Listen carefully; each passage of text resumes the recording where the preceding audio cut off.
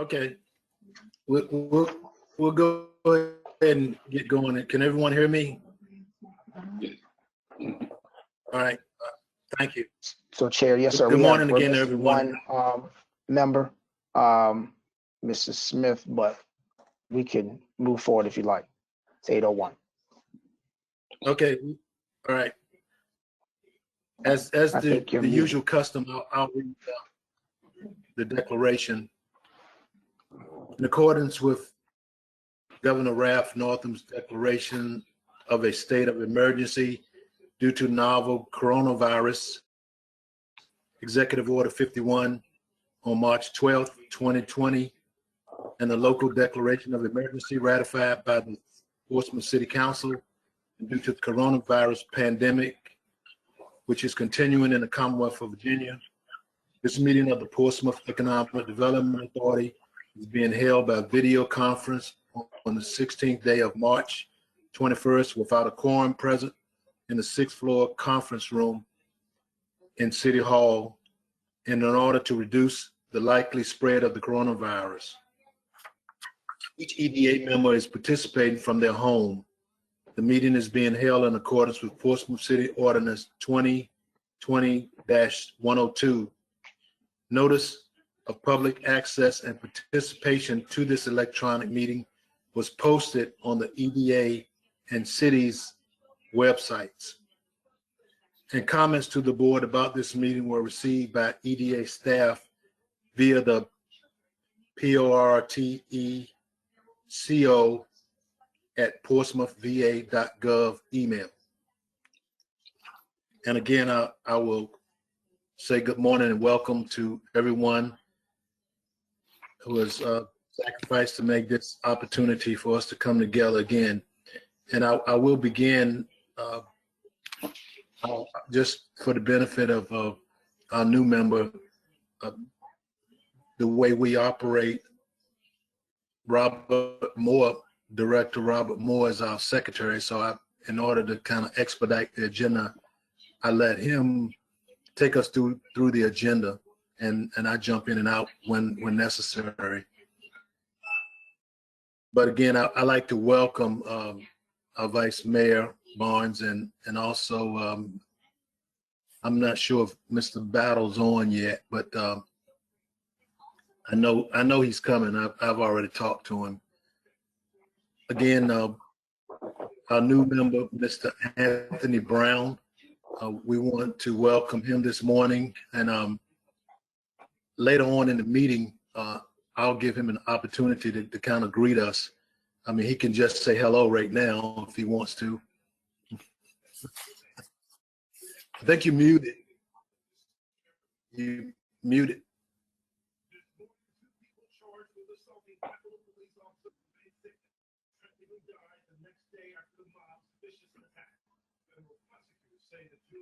All right.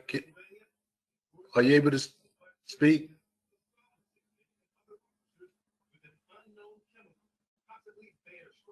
Can you hear me? Yeah, we hear you now. Okay, good morning, everyone. Morning. Okay. Thank you and welcome to the Economic Development Authority meeting for March 16th. We will begin with our roll call. Thank you, Chair, Vice Chair, members of the authority. Again, good morning. Again, good morning to Vice Mayor Barnes, as well as Councilman Battle, who is currently on the call with us. Again, roll call vote. Mr. Barber. I'm here. Mr. Brown. Here. Ms. Drury. Present. Mitchell. Here. Mrs. Smith. Me, Saunders Saunders. Smith. Present. And Chairman Smith. Present. Making sure you have a quorum. This chair is actually a time where we allow, now that we've had the roll call vote and everything, everyone's been introduced, allow the opportunity for our newest member, Mr. Anthony Brown, to kind of introduce himself, tell us a little bit about himself, and then we'll move forward with the agenda. Good morning, Vice Mayor, Councilman, and member of the boards. My name is Anthony Brown. I'm a 56-year-old veteran of the United States Army, lifelong citizen of Portsmouth, graduate from Manor High School and Norfolk State University. I also attended University of Richmond and Old Dominion University. And I look forward to serving on the board and doing my best to contribute to the Economic Development Association, Economic Development Authority here in the city.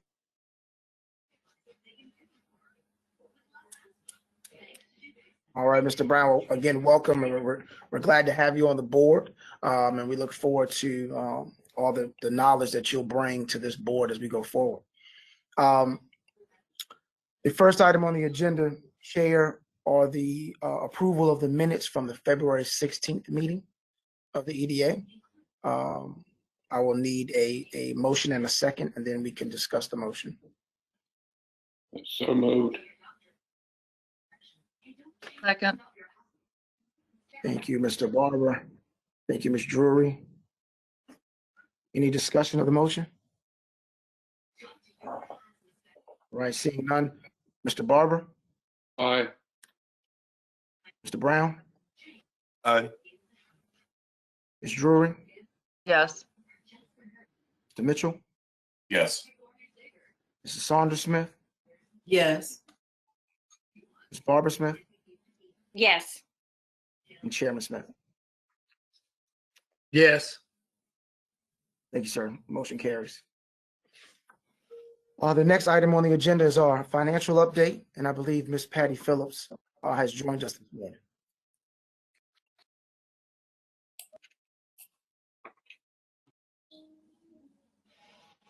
Good morning. Can everyone hear me? Good morning. Yes. Yes, ma'am. I don't know if you can see me or not, but we will proceed regardless. The first statement we've got is your statement of net position, which is basically the balance sheet. And I'm just going to pick out a few highlights. You have cash in town bank of $849,078. That's the middle column of the numbers. Scrolling on down, you've got land that the hotel sits on, valued at $1,205,661, and property held for resale valued or costing $21,624,973. You have a revenue note or a loan due in I think about 3.5 years of $5,217,000. The new loan in connection with recent acquisition of $1,736,653. Some amount due to the city, and you have on the books $15.3 million in unrestricted net position, which is basically the value of your property less the value of the debt. Okay, go into the next chart, the next statement.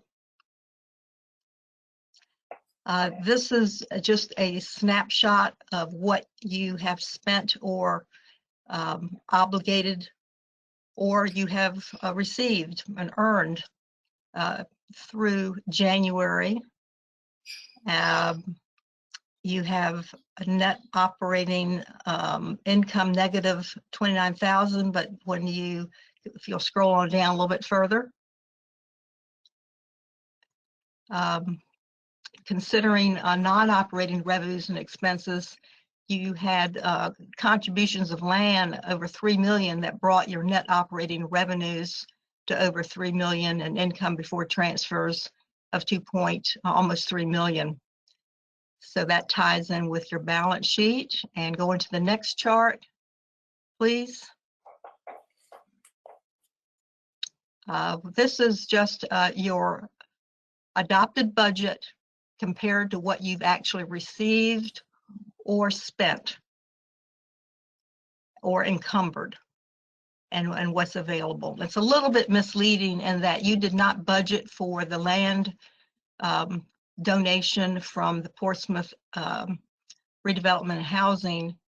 So that doesn't mean you can spend more money unless you make a decision to appropriate that money. So you have an expenditure budget of $1,437,000 959. You have spent 392, 301.07, and encumbered around 89, almost 90,000. So you still have 955,000 to spend, and primarily that is in your downtown grants and contractual services. And there is also a statement on your individual properties. I'm not going to go over that. And obviously, if you have any questions, I'll be happy to answer them, or we can discuss it further at the budget meeting coming up next week. If there's any questions, I'll be happy to try to answer. I just have one question. The 125,000, I think it is, for the parking for the hotel. I know it's just a pass through from us, but are they paying anything at this point? No, if you look on the statement of net position, they have an accounts receivable at January of 125,000. So they are not paying right now. And I think that I think Robert and Brian can probably tell you more about that status, but we have accrued it because they owe it. So these are accrual basis income statements, but they have not paid it. Okay. I have a question, please. Yes, sir. I'm new to all of this. I'm trying to understand. I'm looking at the year-to-date budget under expenditures. I'm seeing repetitive line items for contractual legal and contractual others. Is there a reason there is a double entry in the under expenditures? They are they're listed that way. However, it probably would be clearer, and we can do that, is just say auditing, legal, commissions. We were separating out those expenditure items just for clarification for the commissioners, so that you can know what all that, because they rather than lump them together. But we can work on that wording if that is helpful to you. Yeah, it just looks repetitive. I see it contractual legal as 10,000, and then I see it again as 100,000. Yeah. I was just wondering why it was listed twice as two separate, instead of just 100,000 once. Two different purposes. Okay. And I'll try to label that better for you next time. Thank you.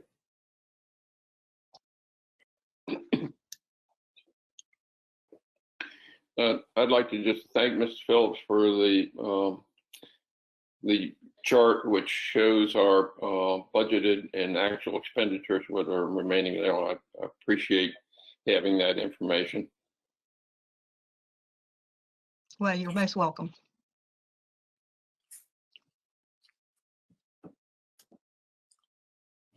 Any other questions, comments by from the commissioners? All right, thank you, Ms. Phillips. Thank you. Chair, if there are no further questions, then we'll move on to old business. The first item under old business would be a local incentive program update. That will be done by Mr. Brian Donahue. Thank you, Mr. Moore. Good morning again, commissioners and city council liaisons. We haven't had a lot of activity in the local incentive programs since your last meeting, but we did want to provide just a quick update. If we could go to the next slide, please. So this is a recap of the last 5 years of your funding of the program. You'll see that we're in FY21 currently. You had appropriated $300,000 again to the program. I'm happy to report that to date, you have awarded a good sum of that money. $244,907 has been awarded to Portsmouth businesses this fiscal year. So we have a remaining balance in the program of just over $55,000. Now, this does not reflect applications that we have currently under review. So we do have, I think, 3 or 4 that we're currently reviewing that have been submitted. And we expect that we will exceed actually the available pot of funds with those requests. So those should be coming to you within the next month. If we go to the next slide, we have a listing of the recipients of the local incentive program funding. Did want to note that since your last meeting, we have had two that have been added to this list, which were administrative approvals, which are approvals that we're able to do at an administrative level. Obviously, those are under $10,000. So the last two on the list, Britain's Tax Service and 441 Washington Street LLC, have both received facade improvement grant funding. The amounts are listed there. Again, these are administrative approvals that were made, and those came in within the last month. So just want to point those out to you. We do expect to utilize the entire allocation of funding this year as we are completing the process of reviewing those applications that we have in hand at this time. I'm happy to answer any questions. We will be coming back towards the end of the fiscal year with just a recap report with some photos and other updates for you on the program. Brian, I noticed in our expenditures that we've only expended about a little over $32,000 in this account, and we've allocated, like $250,000. So it sounds to me that we have a lot of grants that are underway. Do you have any idea about whether all of those will be able to continue, complete their work, or will there be any that will be sort of dropped by the wayside?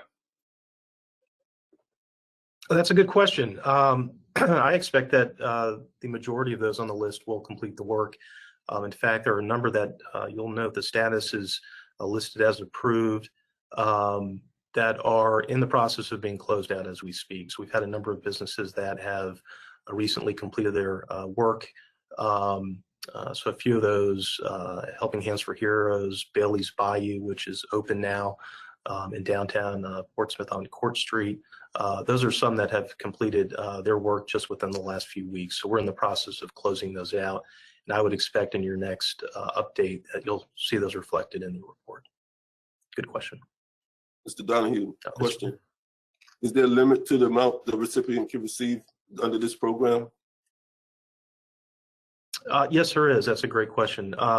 So both the facade improvement grant and interior build out grant allow for a maximum of $25,000. You'll note we have quite a few of those here in the report.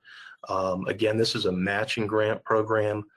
So we provide a 50% reimbursement of the cost for the application. So in order to achieve that $25,000 maximum limit, you would need to spend $50,000. And then again, this is a reimbursement. So that would be the maximum for both the facade improvement grant and the interior build out grant. We do offer a third program, which is the safety and security grant, and that is capped at $2,000. And I think you will see we've got a couple of those here on the list as well. Right. Okay, thank you. Good question. I know we've talked about that we're going to redo some of the, how people can apply and who's going to get this. Where are we on that? So I'll take that question, and that's a good question.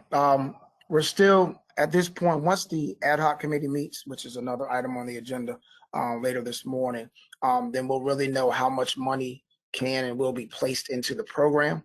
And then once we do that and we know kind of where you all feel you want to place your monies, then we're going to have a discussion certainly about how the program is structured. There has been some questions and comments as to, are we doing enough? Are we doing too much? Should there be a different focus as far as this money? Is it more of an assistance to help businesses get started than it is a facade improvement grant or an interior build out grant? So I think once we have the meeting with the ad hoc committee, understanding the budget, we will then have a meeting to sit down and discuss. And so I would tell you that if you have suggestions, comments, questions regarding the program itself, I believe the committee that was put together, and Chairman, you can correct me if I'm wrong, to discuss that were Mr. Barber and Mr. Mitchell, but I could be incorrect on that. But I would tell you to get your questions and comments to those individuals, and we will be sitting down with them to discuss how the program will be put together, and then come back to this board again to make suggestions and approvals. And one of the things I will tell you that we're going to do is we're pushing to make sure that the applications are something that can be submitted, for example, online, to make it easier to process, time and date stamp, things of that nature. So we got a few changes there, but I think conceptually, what you all want to have in the program and the impact that you want to have, that's something we need to discuss. Okay, so I did a driving tour the other day, just on my own, just around Portsmouth, especially some areas that I might not have seen as much, and saw some facades that probably could use some help. So do we approach those, or do we just wait for them to come to us, or just approach them with, hey, here's this program we have? You know, it's a little bit of both. What we have is our Ms. Jenny Osborne in our office is our business retention specialist, and what she does is when she goes out and she meets with various businesses, very similar to what you've done, as you're going around and meeting with folks and you see those opportunities, we try to stop in and say, hey, just want to let you know this program is available. It's a little tricky sometimes. You got to make sure that the money is actually available, because as you saw on that slide, while we have that 55,000 that's showing, we have applications under review that actually exceed that amount. But at the same time, yes, we try to make sure everyone is aware of not only the local incentive program that you all offer, but also the enterprise zone program, because we want to make sure we're capturing all the monies and opportunities that individuals can have. And so the enterprise zone is through the state. Certainly there are also some programs through us, but we want to make sure we let everyone know what type of programs we have. And typically we would have twice a year a meeting where we talk about the incentives that we offer in the city of Portsmouth, whether it's locally, state, and federal. Again, COVID has kind of changed how and when we can do that, but we try to make sure that twice a year we have that meeting. Thank you. I'm very inquisitive. Mr. Moore, how long is the application process for this program, and how intensive is it? So the application process is fairly simple. However, there is a need, and Mr. Donnie, you can correct me if I'm wrong on anything that I'm saying, because he really administers the program. But you have to have at least 2 quotes, or 3 quotes, I'm sorry. And then you tell us which quote you would like to utilize. You have to have documentation of everything. And again, it's a reimbursement. So we need documentation of everything. And there's a checklist associated with the application. And it's a lot of hand holding to get from A to B. We're hopeful that individuals can get it done on the first try. But again, we have to make sure we have all that documentation, because this is city money that we're talking about. So anytime we're audited, we have to make sure that we have this documentation. So it is something that can be intense from a standpoint of the actual documentation that's provided, but the process itself, once we have it, is fairly quick from an approval standpoint. If you have it, go ahead. Yes, sir. Yes, sir. No, that was it. Okay, thank you. Mr. Moore. Yes, sir. What is the percentage of minority participation in the spreadsheet? And in your arbitrarily initiation of the $9,000 or below, what is the format for that? So from a just to clarify, I just want to make sure I'm understanding the question. Is that as far as how that becomes administrative? No. Someone said that it can arbitrarily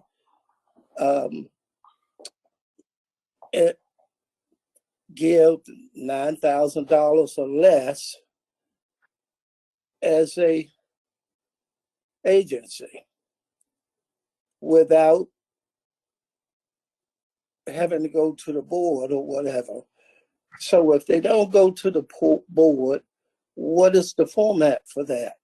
Do two people get together and say, well, we're going to give this $9,000 to this group? Do 3 people get together and say, oh, well, let's give this guy this? What is the format for that distribution? Yes, sir. Yes, sir. Now I understand. So we have kind of 3 different levels, if you will. And this was approved by the board back in 2018, if I'm not mistaken. Any grant up to $5,000, the secretary, myself, can review and approve and approve administratively. Anything between just you and the secretary. Yes, sir. Okay. Now anything that's it. That's it. That was the portion of it I was, asking about.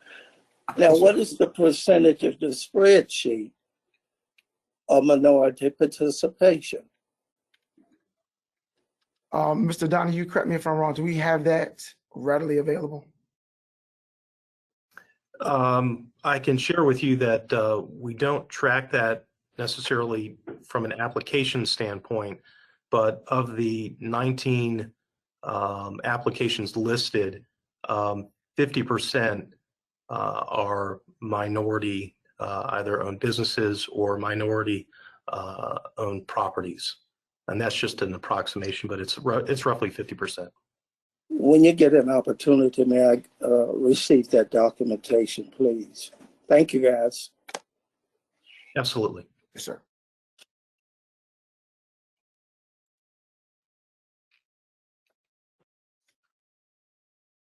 Any other questions?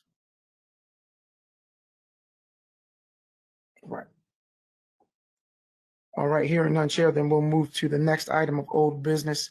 We just want to give you an update on some of the EDA properties that have recently closed. If we go to the next slide.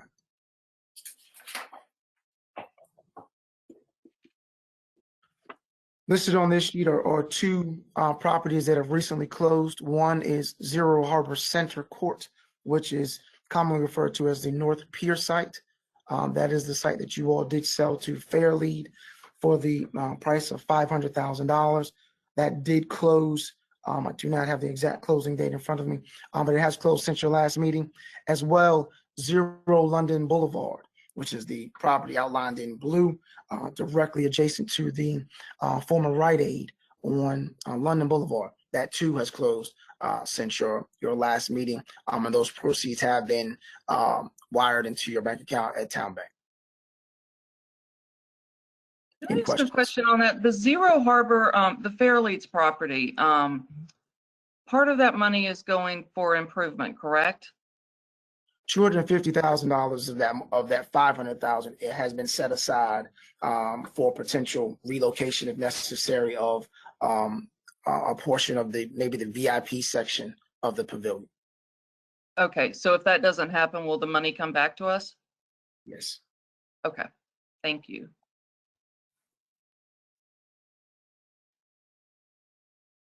Any other questions? Right. Chair will move to the next item. Yes, sir.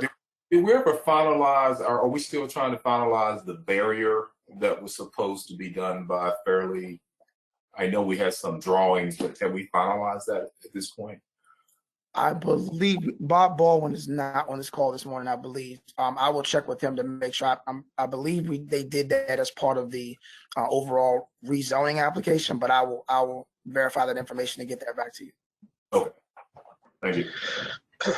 Robert, I can add on that that will be part of the site plan process, and there were covenants recorded at closing that will obligate Fairlead to comply with what it has said it will do as far as protecting the uses to the north and west.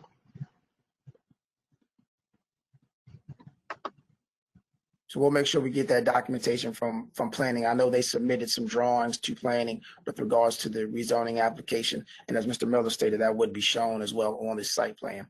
But I want to make sure you all have that information. Robert, let me, for Mr. Brown's benefit, Mr. Jeff Miller represents the city attorney's office on this commission. So just so he'll know who Jeff just spoke. Yeah, I had the opportunity to meet Mr. Miller. What was that? All right. I said I did have the opportunity to meet Mr. Miller. I had the opportunity to meet him, but thank you. Okay, very good.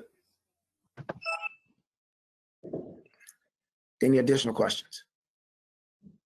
All right, Chair, we'll move to the next item.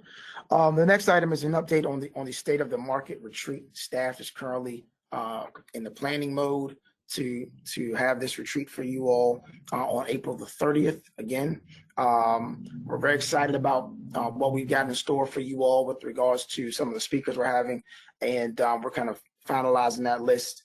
And we think it's going to be a great opportunity for you all to learn about the state of the market in the city of Portsmouth, in the region. One thing we will also do is recently, last week, if I'm not mistaken, the state of the market, state of the region from an ODU perspective was held, and we have the recording of that event. So we will send that out to you all as a link for you to watch so that you can get a perspective of the region. And then again, you'll be ready for and prepared for the 30th, which will give you a focus on the state of Portsmouth from an economic development standpoint. One change to the meeting as of right now, as we wait for council to fill the vacant slots on PPIC, this may not be a joint meeting. If the positions are filled by that time, then we'll make sure this is a joint meeting between the EDA and PPIC. But right now we are looking to move forward with just the EDA. Any questions? And we certainly welcome your ideas or any questions that you may have regarding the retreat. Because again, we want to make sure it's as informative as possible for you all. And again, making it a great learning experience. So please don't hesitate to reach out to myself, Mr. Donahue, or Ms. Angela Shepard. All right. Last piece of old business, Chair, is the ad hoc budget committee will be meeting on March 22nd. I bring that up so that, again, if anyone has questions or comments or things that they'd like to see potentially in the budget from a line item standpoint, I would say reach out to Ms. Drury and Mr. Barber. They are the ad hoc committee. We will be sitting down with finance and legal to discuss the budget for next year. So the thought process is we will prepare this, bring it to the April meeting to discuss, and more than likely approve in May. But we want to give you all time to digest it, think about it, see it, and go from there. But I would say reach out to Ms. Drury and Mr. Barber with any comments. All right. Chair, we do not have any new business this morning. We do have a need, however, to go into closed session. And I believe Mr. Mitchell has the motion. Okay. I move to go into a closed electronic meeting pursuant to Virginia Code subsection 2.2-3708.2A.3 and 2.2-3711A.3 and City Council Ordinance 2020-102 for the purpose of discussing the disposition of real property where discussion in an open meeting would adversely affect the bargaining position or negotiating strategy of the public body, specifically regarding 3125 Victory Boulevard, 1021 High Street, 1107 High Street, and 219 Pavilion Drive. Do we have a second? A second. Good. Brown? Any discussion of the motion? All right, hearing none. Mr. Barber, Aye. Mr. Brown, Aye. Ms. Drury, Yes. Mr. Mitchell, Yes. Mrs. Saunders Smith, Yes. Mrs. Barbara Smith, Yes. Chairman Smith. Yes. Thank you, sir. We are in closed session. So if you all could leave out of this meeting and go to the closed session link that you have received, and that will take you into closed session. Thank you.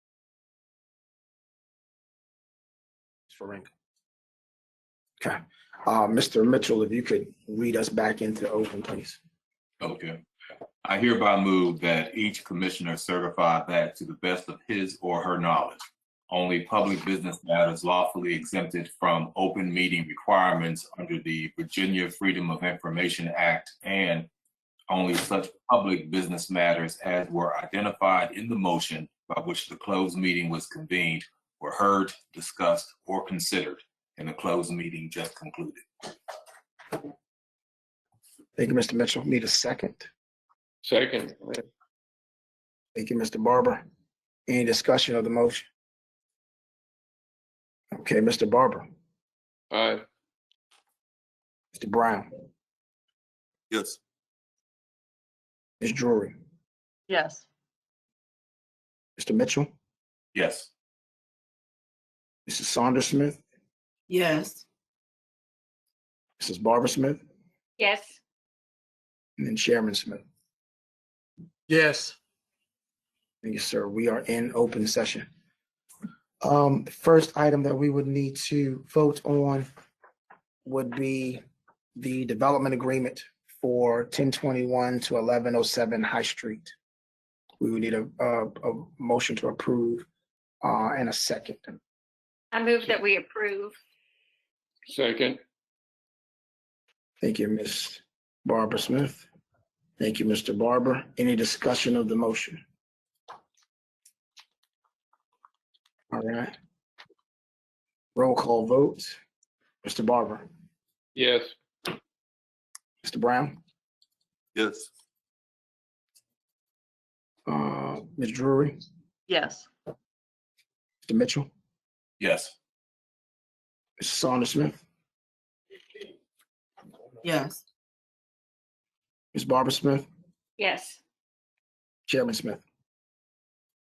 Yes. Thank you. Motion carries. The next item is the approval of the development agreement for 3125 Victory Boulevard. Motion in a second. So moved. Thank you, Mr. Barber. Second. Okay, I just need 1 second. So who is that? You can give it to Ms. Saunders. Saunders Smith. Okay. All right, any discussion of the motion? All right, Mr. Barber, Aye. Mr. Brown. Aye. Ms. Drury, Yes. Mr. Mitchell, Yes. Mrs. Saunders Smith, Yes. Ms. Barbara Smith, Yes. and Chairman Smith. Yes. Thank you, sir. Motion carries. Those are the only 2 items that we had in open session. But as always, we'd like to provide an opportunity for items submitted by board members. So open up the floor, Chair, if the commissioners have any questions. Mr. Chair, the Business Development Committee has a report. Okay, you go ahead with that. Okay, members of the Business Development Committee, which consists of Kathy Dre and myself, met to discuss the issues identified by small businesses and offer recommendations to the board. A large majority of the businesses believe that they are being underrepresented when the focus is on SWAM even though, of course, we want small businesses. It is the belief that the majority companies have kind of gotten around that definition, and in essence, that a smaller minority of people are involved, and minority based on the definition by the state of being Black, Hispanic, Asian Indian, Asian Pacific, Native Americans, or are not necessarily getting their fair share. Minority businesses have also been unable to access capital needed to show that they are able to complete a contract because of their inability to have established financial relationships, which we know long-term relationships with banks and other financial institutions.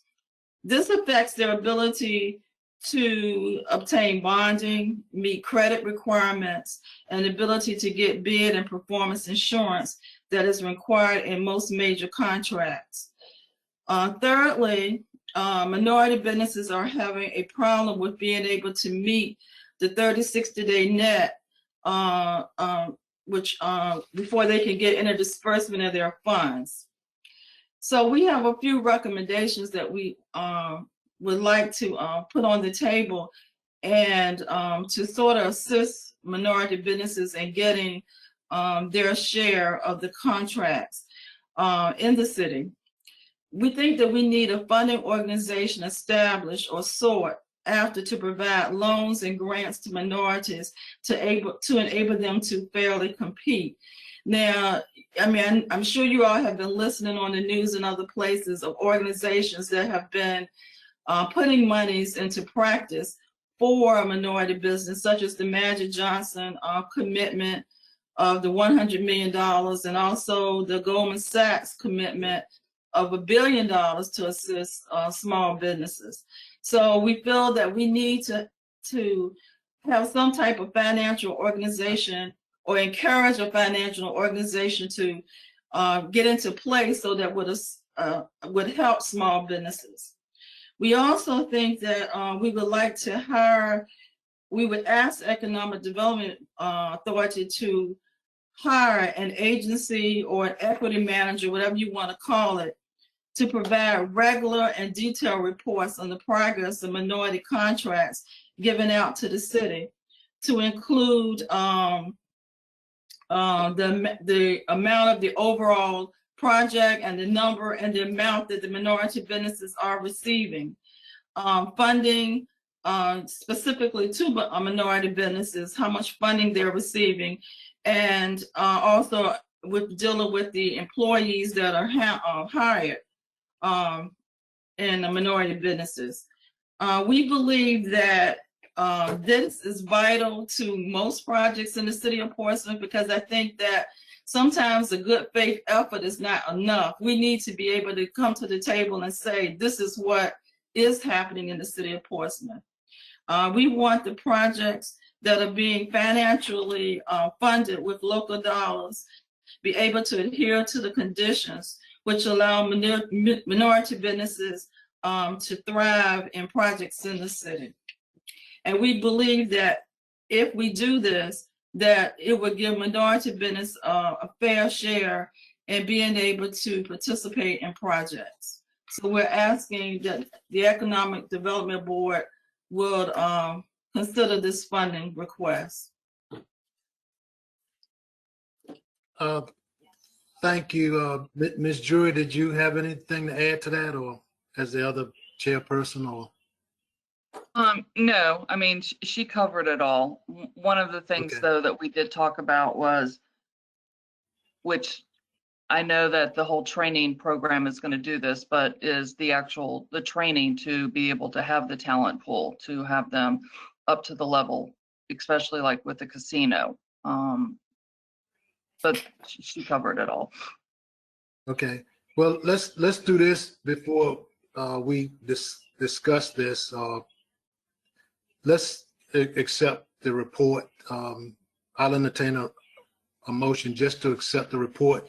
By accepting the report doesn't mean that we're going to put into this in action, because we've got to, get with staff and do some research, and they can come back with us. But This motion is just to accept their report.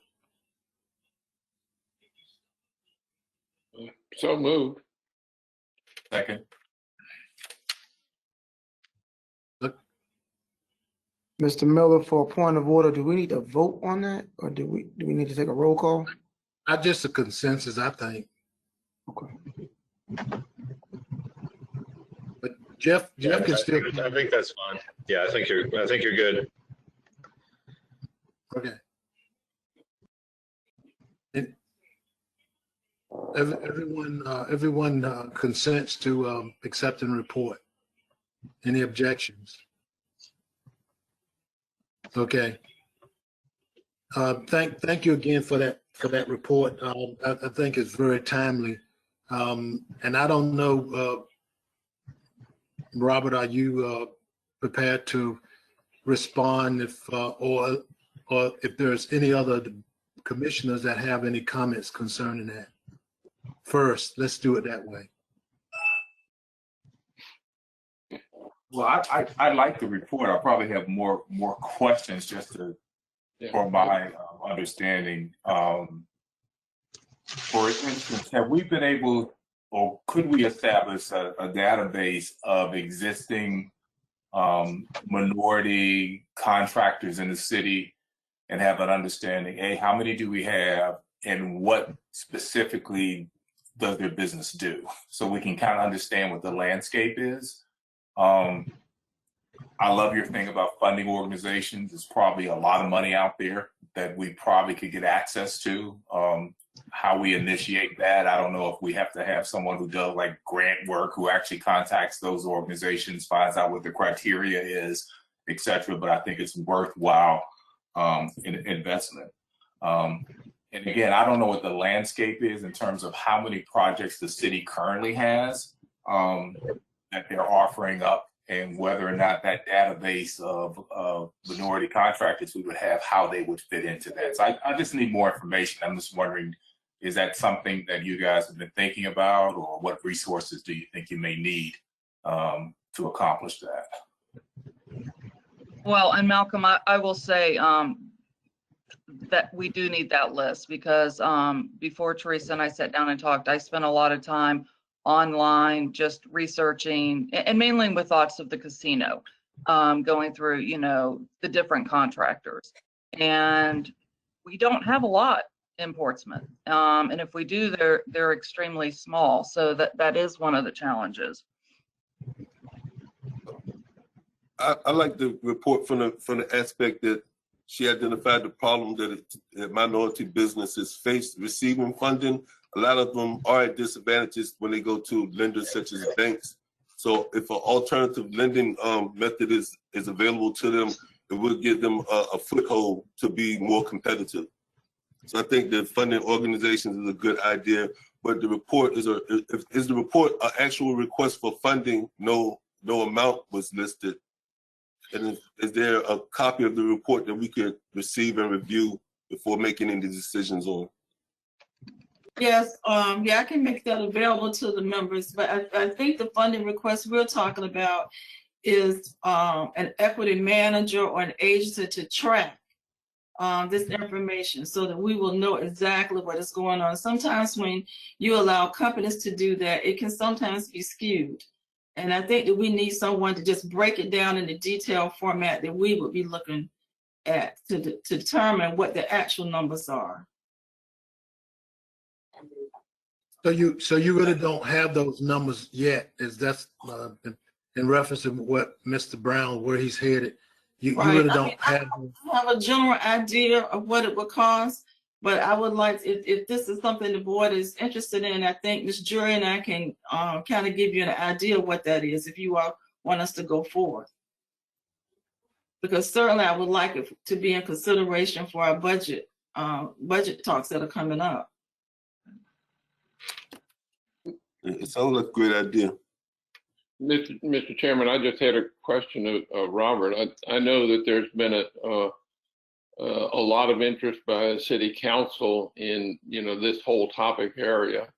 Has there been do you know whether there has been any effort by the city administration to collect this information, or are there any initiatives afoot that would help provide council with this information as well? So I think that's a great question. There's, at this point, I believe there's still the gathering of the information from a standpoint of, I believe Dr. Whitaker, Councilman Whitaker asked for some language changes, a couple areas, and Mr. Miller, correct me on anything that I'm saying it wrong. There's some language changes, more specifically with the definition of, for example, of small businesses, things of that nature. Some of this information we have as an economic development office, more specifically, the number of certified minority businesses in the area and in Portsmouth. We wouldn't have all the minority businesses. That there's a database you can pull from, but not all businesses certainly identify one or the other. But there's a way to gather that information that we can certainly do in our office, or that the EDA could certainly access through VEC, the Employment Commission. So I think it's going to take a collaborative effort to, from the city council, city management, as well as Economic Development Office and Economic Development Authority, to kind of put that information together and come up with a strategic way of making sure that these underrepresented businesses, more specifically, the minority businesses, are the ones that are receiving in some way, shape, or form city contracts. That does certainly rest with the procurement officer as well. But I think you have seen certainly a more concerted effort to make sure that happens. But there's got to be a policy in place on the city side to make sure that happens. And I think that's the part. And we have 2 council members on the call. I believe that's the part that council is working on now to make sure that policy does get put in place. And then it's going to be up to staff and city management to make sure we implement that policy and utilize that policy going forward. I certainly open it up for Vice Mayor Barnes or Councilman Battle to weigh in on that.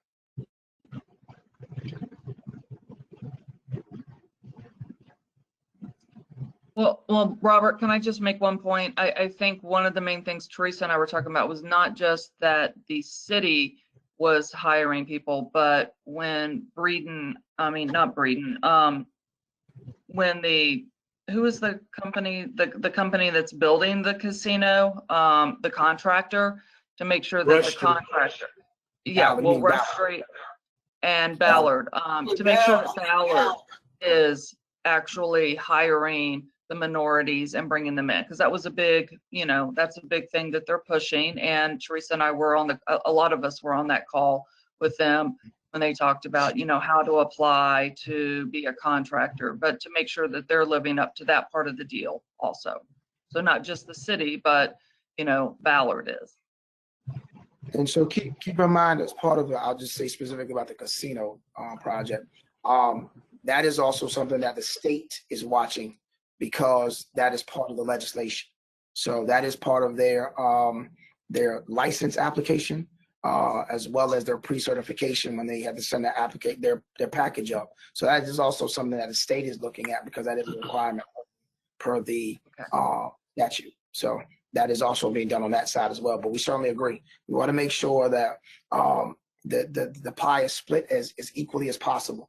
Has not been done historically. Certainly want to make sure that happens. But going back to that, to something else that was said, you also want to make sure that our businesses are ready for this. So as you stated, there are not a lot of businesses certified, ready to go if this thing were built tomorrow.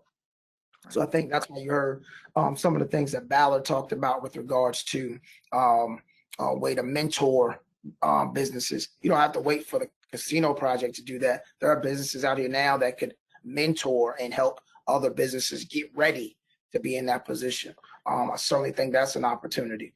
But we want to make sure that when there are projects available, whether it's a city project, whether it's a private development, yes, that there are opportunities for minority contractors. I think what you're going to find is that that number right now is relatively small. We've got to do what we can to build that number up, again, that are ready to go. I think you're right. And I also think that it gives us an opportunity to know exactly what the problems are. And then training and education becomes a part of that. Because we know that the schools are going to have to, if we want our schools to be able to provide us with the employees that are needed for projects in the city of Portsmouth, then they need to have some concrete information of what we're missing out on. So I think that the difference between this is that I think it needs to be an ongoing thing of looking at, what are we getting? What are we doing? And that this is not so unheard of, because when you're dealing with federal dollars, that's exactly what they do. They hire people to look at this, because you don't want to do it after the fact when the project is over and say, this is what happened. You want to be looking all along to see what's going on. Yes, let me also say this. I know you asked about the councilman on, but we didn't give him a chance to speak. Vice Mayor or Councilman Battle, did y'all want to speak? Well, I just want to say thank you to Ms. Smith and Ms. Jury for what you guys did with this report, because as you know, the council is really focused on making sure that minority businesses are getting a good piece of the pie just like everyone else. And that is a heavy focus for us. But also something that's a heavy focus for us is making sure that Portsmouth residents are being hired when the job opportunities come as well. So with that being said, I would like to see you guys look into seeing what type of incentives we can give businesses and things of that nature when they do come here. Because at the end of the day, like I always say, as council people, our job is to look out for Portsmouth residents, and we have to make sure that they are getting those job opportunities that are coming here, because it does us no good if the majority of the jobs that come here go to people outside of the city.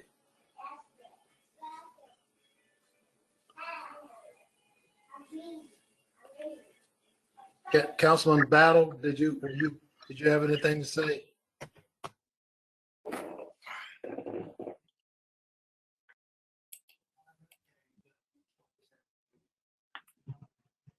Okay, we're gonna Mr. what we need to do, because go ahead, Jeff.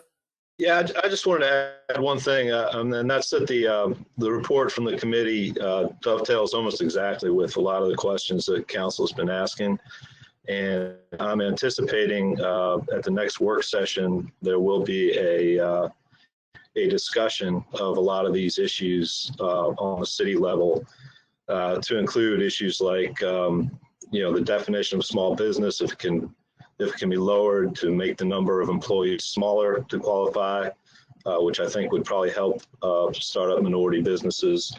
The concept of the city manager having control of a program to ensure minority participation, which could involve someone in the city manager's office, really having sort of an ombudsman type review of not just city development or city projects, but also economic development type things. And then also the capacity issue that you got to, because we're a government entity, we do have 14th Amendment requirements, equal protection. So there's steps we have to take on any kind of race-based classification, any kind of race-based program.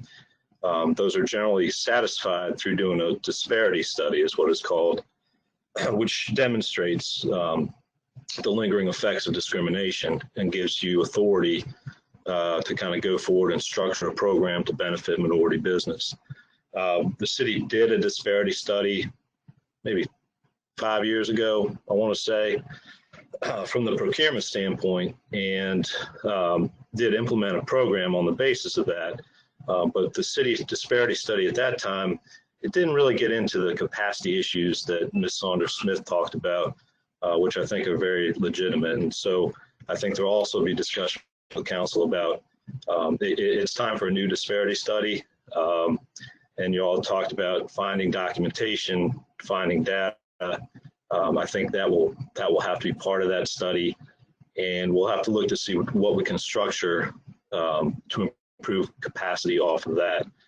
So that's a long way of saying I would encourage everyone to watch the next council work session.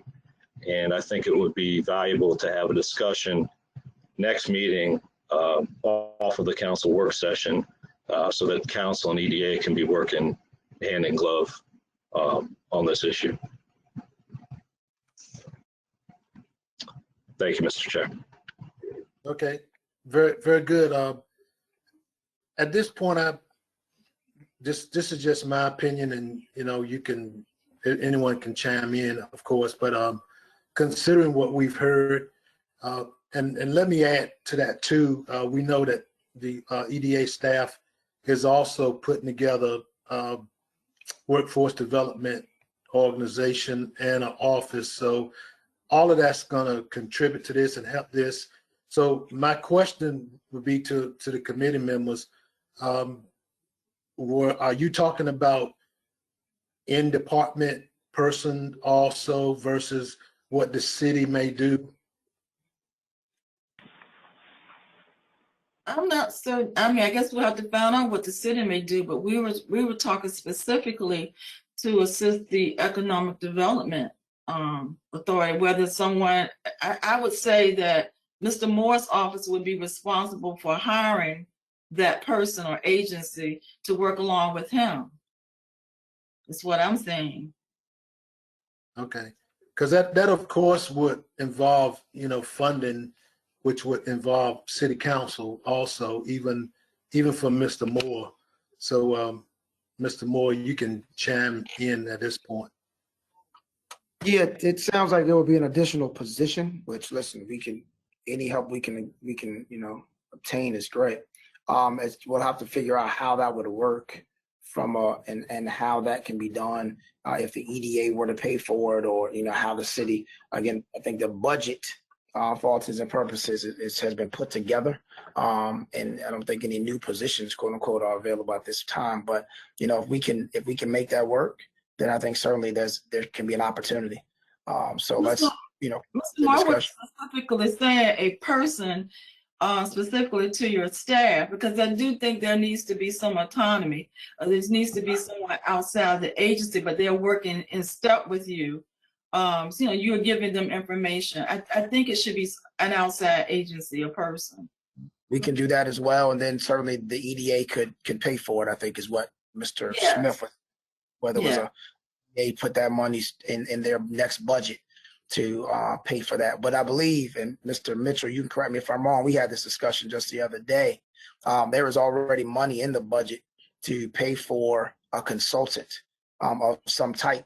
I believe that the amount that was put in there, looking at the potential for the development of several properties that you all own and property acquisitions, but there's money in the budget right now for that. So I would say we need to talk to the budget ad hoc committee and see how that money can be utilized going forward, and make the suggestions to them.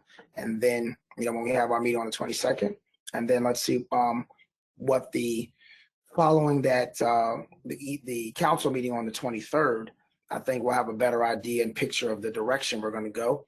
And then we can maybe make a decision as we get into April and May with regards to the budget.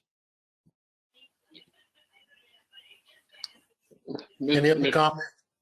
Yeah. Go ahead, Mayor. Yeah, Mr. Chairman, I'm very supportive of moving forward with, some element in this regard, but I just want to make sure that we're moving in concert and in support of the city council's direction.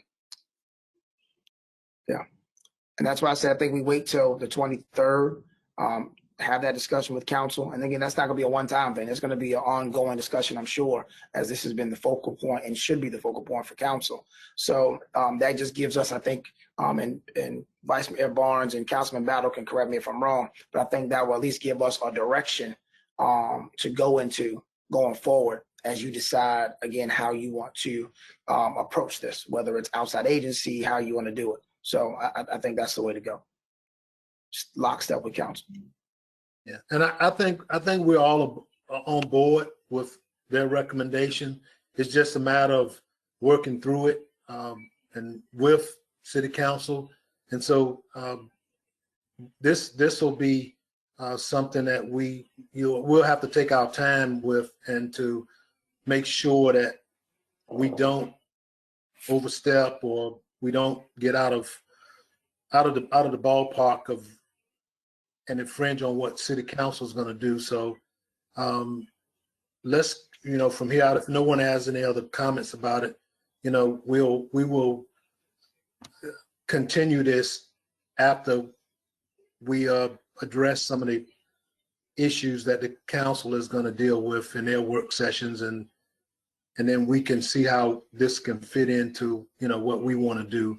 But I've heard that we all aboard with having the EDA staff participate and to have something in place.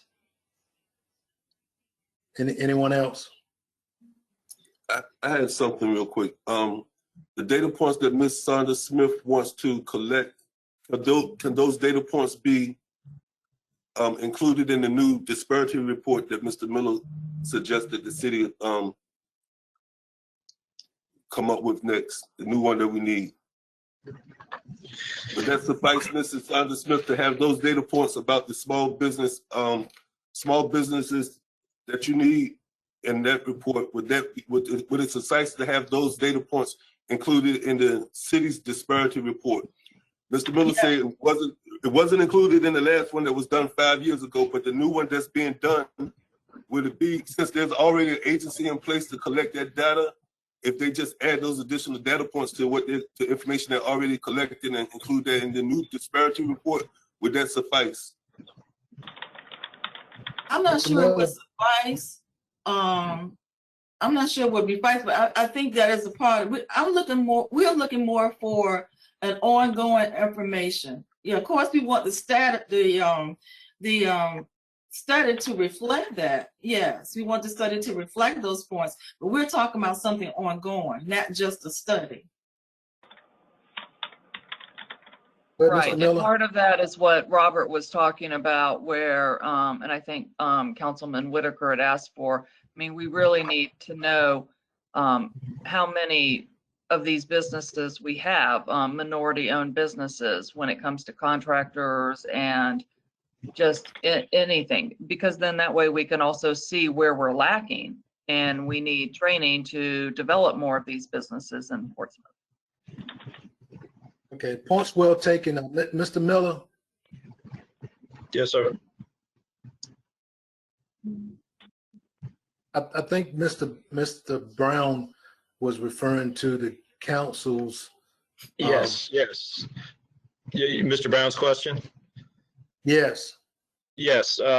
Yeah, of course, it'll be up to council to really set the scope of the disparity study, but I think that is the recommendation, Mr. Brown, that this study focus not just on percentages of contract, but also on issues that affect the capacity of a business to get a contract.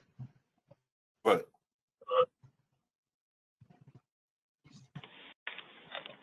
Okay.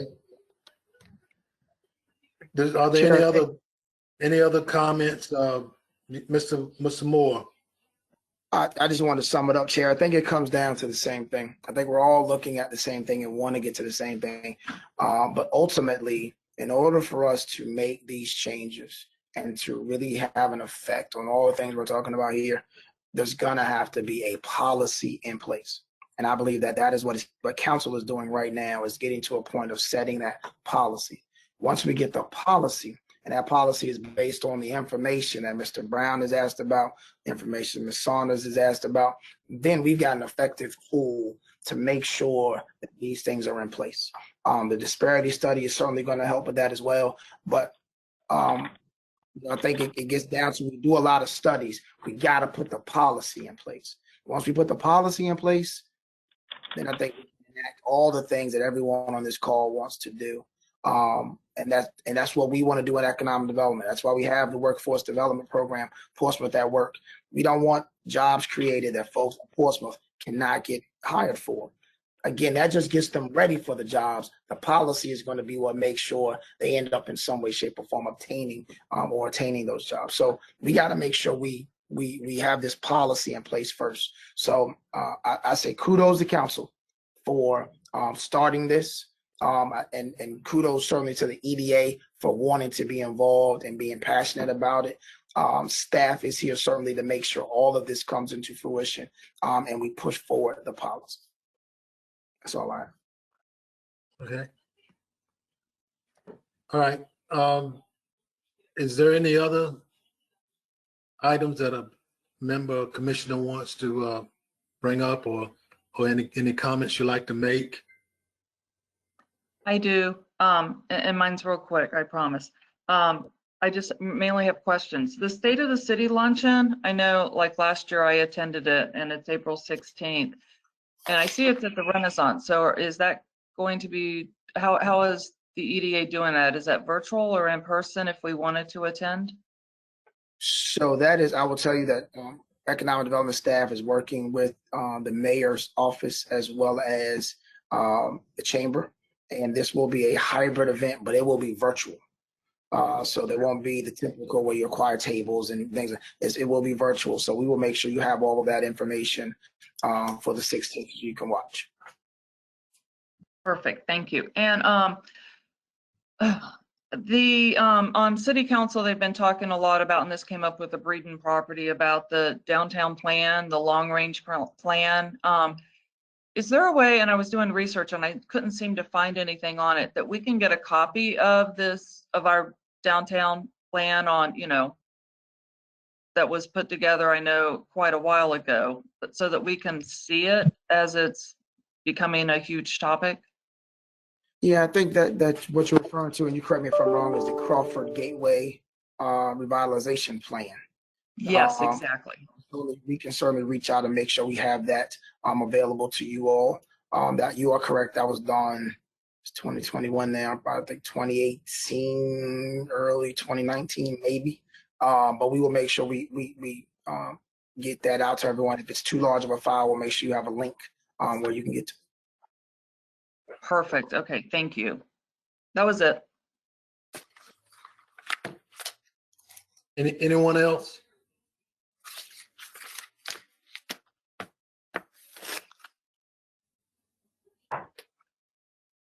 All right, Okay. if there's nothing else here, next meeting is April the 20th at 8 a.m. as always. That's Tuesday. And then that April the 30th, the Friday after that, next Friday, is the retreat. So we're looking forward to seeing you all twice in the month of April. Okay. Let me say this in conclusion. Again, we are thankful for Mr. Brown being with us now, and just to, make him aware. As chair, this has been a very good group to work with. You can notice we do try to set aside some of the little technical issues, unless everybody's trying to talk at the same time. But that rarely happens with this group. I know they're itching and they're raring to go, but they're pretty laid back and pretty good to work with. I believe the most high-strung person up here is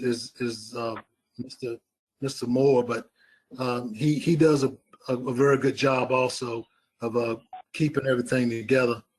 So just feel free, like you've seen us do, to speak up when you need to say something, and if it's a conflict, I'll try to, or Mr. Moore try to work through identifying which person should speak. But we are, especially since we're virtual and we're at home, we definitely want to be relaxed, and we want to be in a position where we feel comfortable. So just for Mr. Brown's benefit, I wanted to say that. But again, thank everyone today, this morning, and I hope that you will continue to stay safe, and I hope everyone's either on track to be vaccinated or have already been. I've had both my shots, so I hope everybody has worked through the mess that we've been involved in the city, and I think they've got a handle on that now. And I think they're going to try to get as many people as vaccinated as possible, because that is critical before we can, relax ourselves. But again, everyone have a great day, and take care until we meet again. Thank you. Okay. Thank you, Mr. Smith. Have a great day.